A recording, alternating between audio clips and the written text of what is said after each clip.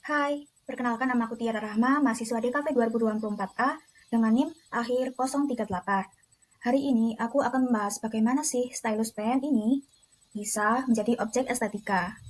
Yuk simak lebih lanjut. Nah, sebelum kita bahas lebih jauh, kita wajib tahu lebih dahulu nih, apa itu estetika? Apa itu estetika? Menurut Baumgarten sendiri, seorang filsuf abad ke-18 yang disebut sebagai Bapak Estetika, estetika sendiri adalah hal-hal yang dapat dirasakan dan dapat diserap oleh panca indrawi. Secara keseluruhan, artinya estetika bukan hanya soal seni, tapi juga bagaimana kita merasakan dan menilai keindahan lewat indera kita. Contohnya, di bawah ada mug yang berisi gambar orang. Selanjutnya di sampingnya ada meja dan kursi. Kemudian ada alat tulis dan ada gambar lukisan Mona Lisa. Ini adalah contoh-contoh benda-benda estetika yang bisa kita serap melalui panca indrawi kita.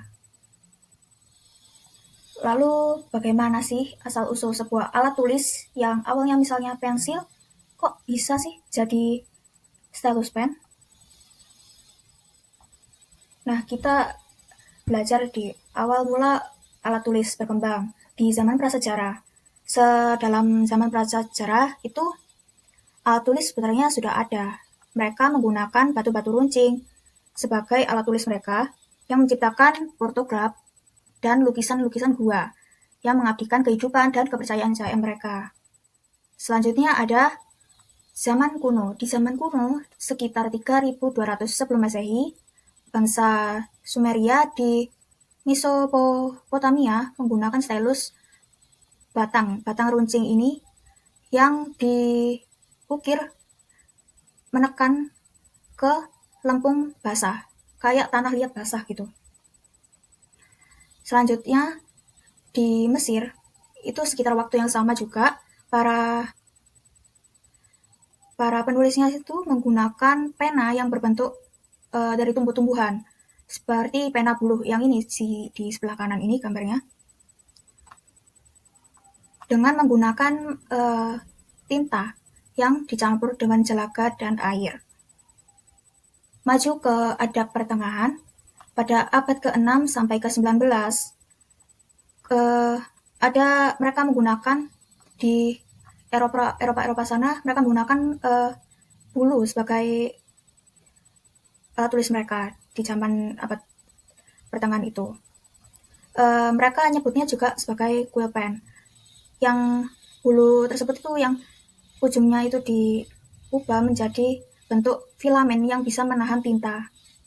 Kemudian maju ke abad 14, bangsa Romawi juga menggunakan stylus yang berupa besi.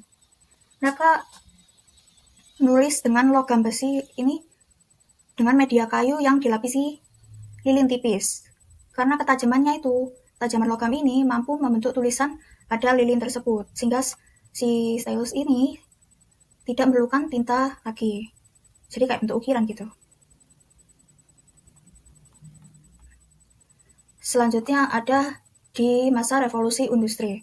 Pada masa abad 19, ketika ujung pena logam menjadi lebih populer dan berkualitas baik dibanding sebelumnya, makin banyak orang itu yang menginginkan pena yang lebih praktis, hingga pena-pena logam itu lebih banyak diproduksi massal. Nah, dari produksi massal itu muncullah fountain pen yang ini, dan diikuti oleh pena-pena selanjutnya. Di abad ke-20 itu kan sudah mulai muncul itu, habis fountain pen, sekarang ballpoint. Di abad 20 sekitar 1930-an menggunakan ini bola kecil yang di sini berisi tinta. Jadi mereka nggak perlu ngisi ulang lagi gitu. Jadi langsung dari dalamnya udah ada tintanya. Nah, setelah kemunculan bolpen ini, mulai muncullah lagi itu gel pen, spidol, pensil mekanik, dan lain-lainnya. Selanjutnya di modern digital. Pada 1957, stylus elektronik pertama dikembangkan untuk perangkat komputer awal pada 1990-an. Stylus yang digunakan pada perangkat PDA, line plot menggunakan input tulisan layar sentuh resesif. Stylus modern seperti Apple Pencil diperkenalkan mulai tahun 2015. Kemudian mulai berkembang lagi ke stylus pen Bluetooth yang lebih memberikan pengalaman menulis digital yang lebih mudah lagi. Selanjutnya ada hubungan stylus pen dengan estetika. Estetika itu dengan stylus pen itu tidak hanya fungsionalis, tapi juga indah secara visual. Bentuknya itu ramping, minimalis. Pasti banyak yang suka, karena orang-orang modern biasanya suka yang warna minimalis.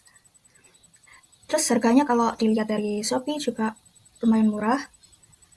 Jadi orang-orang pasti suka sih.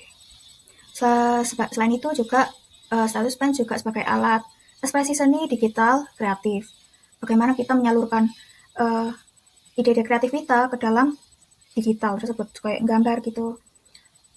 Terus saat menggambar dan menulis, kita tuh dapat merasakan bagaimana gerak dan di layar itu bagaimana. Ini merepresentasikan estetika itu juga dapat dirasakan.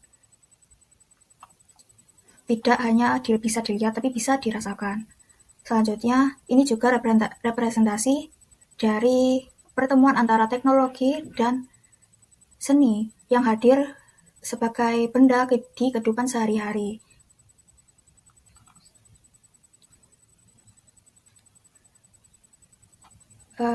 Sekian video dari saya. Semoga video ini dapat membantu teman-teman sekalian. Wassalamualaikum warahmatullahi wabarakatuh.